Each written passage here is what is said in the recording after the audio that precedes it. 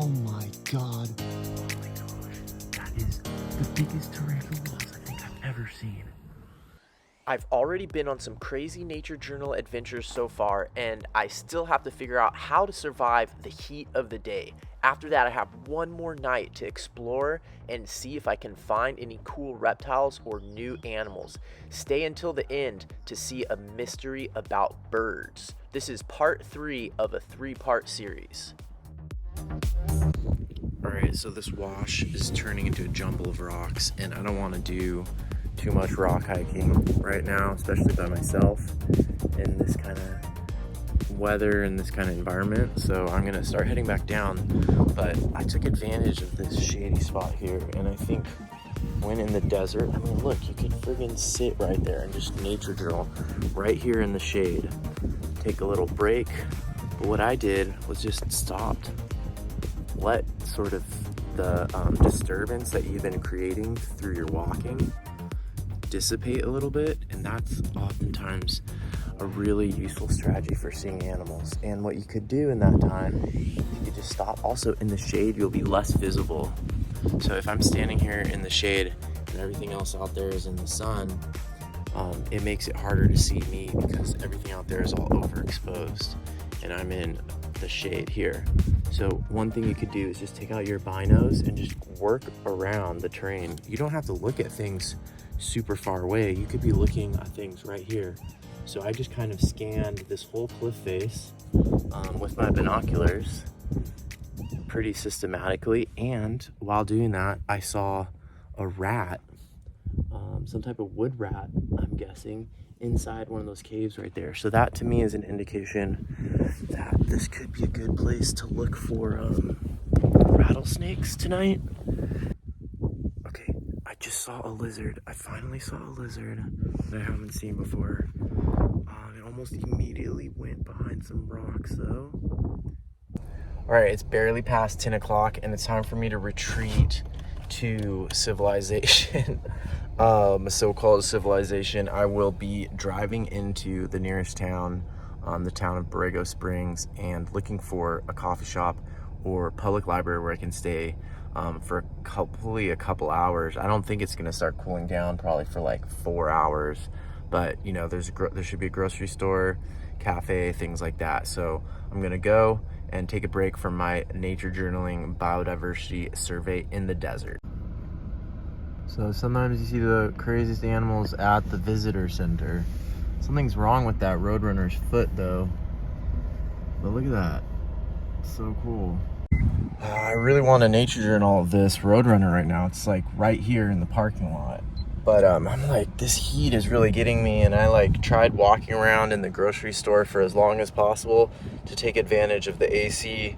The coffee shop I was planning on going to and kind of hanging out for a couple hours, drinking a coffee very slowly. Coffee shop was closed. That was my AC option there. All right, so I decided to pay $10 whopping for this parking pass for the visitor center. There's 2 cars in this entire huge parking lot, and I see why all of these camping places have been empty that I've gone by, because it is so friggin' hot. But I'm really hoping that this $10 is gonna buy me some AC time, because the visitor center down there, I use my binoculars to look at the sign. It says building. So if it's a building, does that mean there's AC inside? Otherwise, I'm just gonna hang out in that bathroom area, because that bathroom area looks like a good place to pass out from heat exhaustion.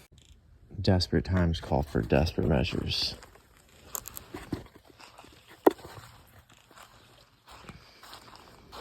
Okay, I hear this clicking noise coming from over here, and now I know the clicking noise is the roadrunner. So that roadrunner is over in here somewhere.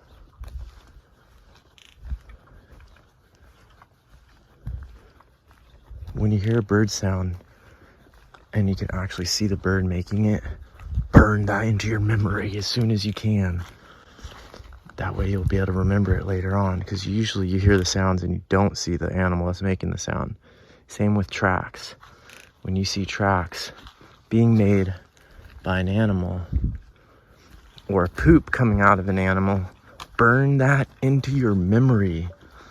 That way when you see it later on and you don't have the author of those tracks, you know who did it. Okay, so I just scoped out the visitor center, and it is AC, and they do have information at places like this that you can use and just add into your nature journals. It's not cheating. There's maps. You could copy maps. There's pictures of animals. There's field guides. Sometimes there's dioramas. And I just want to give a shout out to one of my Patreon patrons who gave me some info about this location, and this whole video is dedicated to you. You know who you are. Thanks for giving some good information about Anza Borrego. All right, so I spent a couple hours at the visitor center. It's pretty nice, but there's not really like the kind of specimens that I would want to draw. They do have some specimens you can look at. They're okay, but like I wouldn't be able to draw them for that long. What I really want to do is just like take a nap in the movie room. I started falling asleep in there. So it's nice to be in that AC. I'm back in my car now. It smells like something's burning inside of my car. It was probably well over 100 in my car. So I got the AC on. Hopefully it will kick in here pretty soon and not run out. One of the crazy things that I learned is that they saw a sidewinder here 2 days ago, and the sidewinder was right in the parking lot, and then it went into someone's wheel well of their car. So the crazy thing is that you can see a lot of wildlife. I also saw some other stuff like that roadrunner right here in the parking lot. So it's crazy. Sometimes the you could hike all over these mountains and kill yourself hiking around, and then turns out most of the animal sightings are in the parking lot at the visitor center. I also learned about a sewage pond that's supposed to be good for seeing birds, and a spot where you can see phainopeplas. It's a bird I've wanted to see for a really long time, never seen one, and there's a spot to see them here, but it's just, I'm not planning on driving anywhere or hiking anywhere right now. I'm planning on just getting to the coolest place I can, and so I'm going to try going and spending some time at the library. Maybe I can work on some of my pages at the library. I think there's AC there, so the AC in my car seems to be running out already, so let's hope that the library is good. I think I was getting a little mild heat exhaustion at this point in the day, so the library is a perfect place to relax, enjoy the AC, work on my bird list, and add to the index of my nature journal. There's some kind of community garden thing there. Oh, they got cactus. They got figs, they got cactus. Man, I can't believe these people here are used to this heat, and they're just...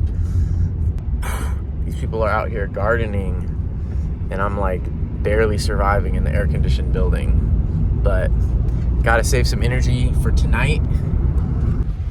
All right, I'm done with civilization, but I'm gonna be going a lot further in tonight and camping further in so that I'll have more chance of seeing some of those animals that I want to see. Like chuckwalla would be awesome, which is like the largest lizard species I think in all of California, and it's out here. I think that's what that poop was, that poop that I found earlier today. I still think I'm getting over a little bit of dehydration or heat exhaustion. I have like this really bad headache, and I drank over a gallon of water. It's like eerily quiet getting here and getting out of the car. Suddenly the only sound I hear are flies buzzing around me. Like one fly in the wind.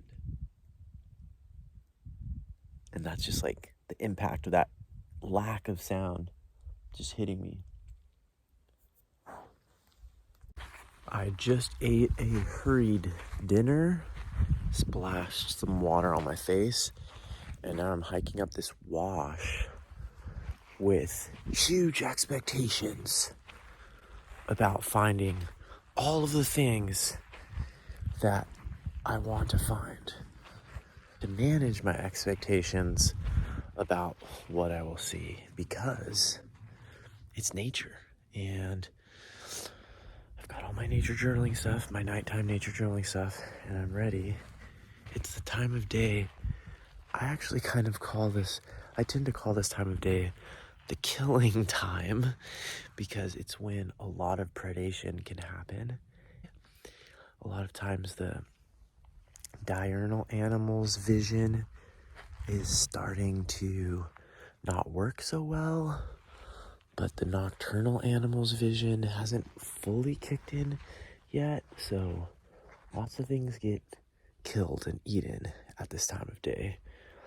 But it is a good time to see cool things. Actually, that looks like it's helping a lot, but oh no. I think that means my light's running out of batteries. All right, I walked all the way down here back to my car to get another battery, and it turns out the fully charged battery doesn't have that great of a charge either. Maybe it's because the temperatures have been so high in the car. The battery charge is not that great, and my charge does not feel that great too. I think I might just call it quits right now. Maybe I need some like chocolate to motivate. Whatever, I'm just gonna give it one last go since I'm here. Maybe once I start walking, I'll get a new wave of energy. I think I might have burnt myself out yesterday and this morning, sort of prematurely.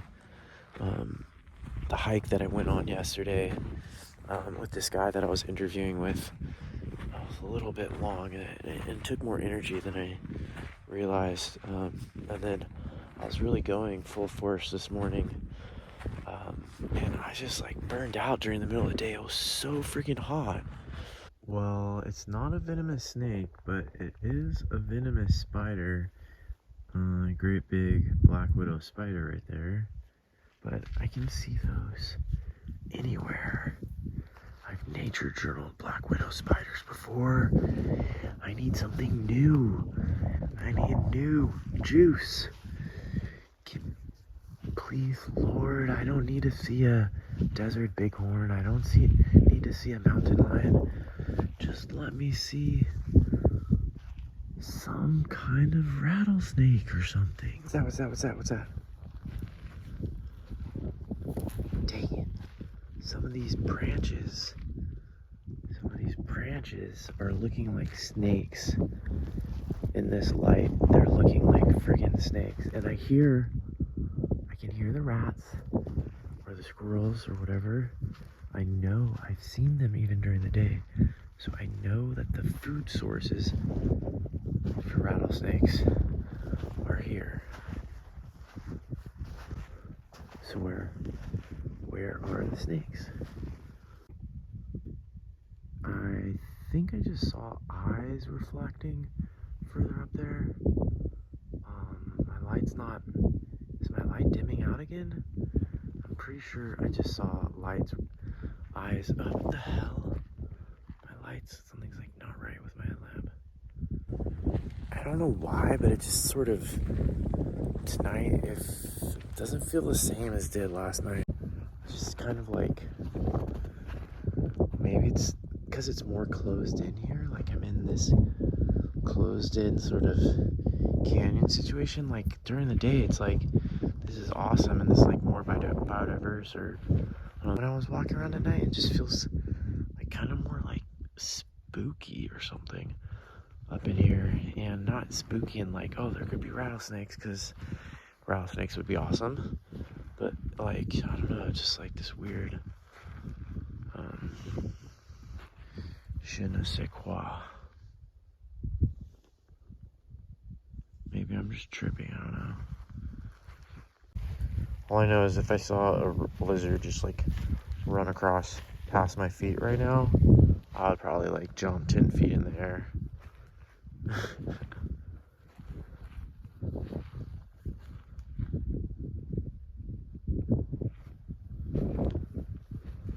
I think I'm getting close to the end of the canyon. I don't really like this part. I think this is sort of the end of this wash right here. This is far. It's like really close in right here. Definitely feels like an ambush spot kind of situation. The food is here. Prey is here. The predator should be here too, right? Maybe not. least one of the prerequisites, but look at how this, like, I don't really like these. I don't know, I didn't even think about that during the day. It didn't feel menacing during the day, but these friggin' sides of the canyon right now don't feel as cool anymore. Not about to walk up there. I'm not gonna walk through that. Sorry. Okay. You never know, could see something on the way back. Right.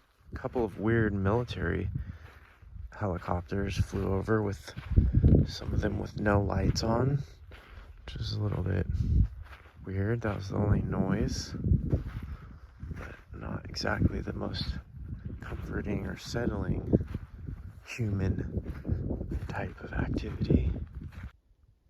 Going crazy right there. Look how fast the thing's moving. Beetles, moths. It's part of the reason why I don't always like wearing a headlamp on my head, because when it's on your head, there's a lot of bugs. They fly right into your face. And you're also lighting your face up as like a target, and everything can see your face really easily. Kind of don't like that.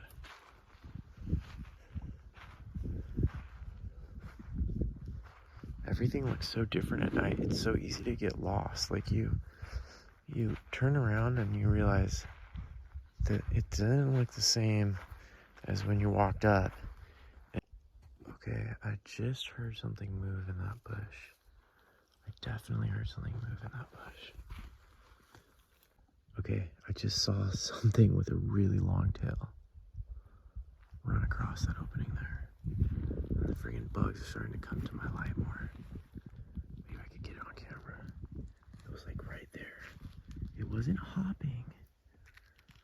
But I don't think the kangaroo rats always hop. Oh yeah, there's something in there for sure. Oh dang. Come on. Make an appearance.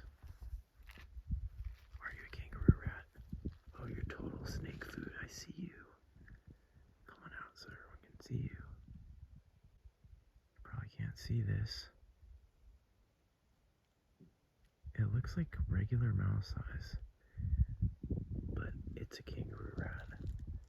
They're right there in the middle of that bush, right in the middle of the camera view. Oh, just ran. So I think there's a lot of these things around here. I'm not sure which species. I feel like I gotta look this up. Oh, there it goes, there it goes, there it goes. Look at your long, holy cow. That was such a long tail. That like fuzzy end. Look at it. That thing's, did you see that? It's still there. Oh my gosh.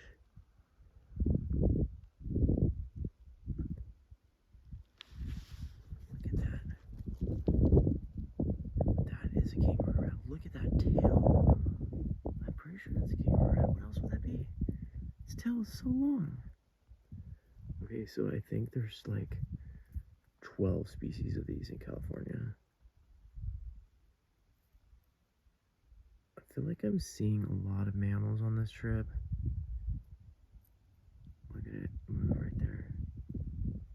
Come on, where's the thing that eats you? Thanks for following along on that exciting nocturnal desert adventure. I couldn't even fit the end of this trip into this video, so you'll have to wait a few more days for the last episode. Some of the best stuff that happened on the desert trip is going to be in the last episode, and hopefully I can upload it before I go to the Galapagos Islands tomorrow, because I will have very slow internet once I get to the islands, and sometimes I'll have no internet at all. Wait, what? You didn't know I was going to the Galapagos? Don't worry, it's not a vacation. I don't believe in vacations actually, unless it's like a massage or a spa or hot springs kind of thing, but not if you're going to a biodiverse, endemic, species rich tropical archipelago like the Galapagos. So next week I'm actually going to be teaching all of the educators in the Galapagos workshops on how to teach nature journaling. And that's what I'm going to be doing for the next couple of weeks before leading a group of nature journalers along with John Muir Laws on a boat going around and nature journaling at a bunch of the different islands. So really looking forward to that, and I'm going to bring you stuff about that. But don't forget to tune in for the next desert episode in a couple of days. Hopefully I'll be able to upload it in time. Thanks to all my patrons for supporting the Nature Journal Show on Patreon. You're amazing. And if you're watching this and you also believe that nature journaling can make the world a better place, sign up to become a member of my Patreon. You'll get access to special content and cool stickers and stuff like that, but you'll also be supporting this mission to make the world a better place through nature journaling. There's a link right here, so check it out. All right, see you next week. Bye.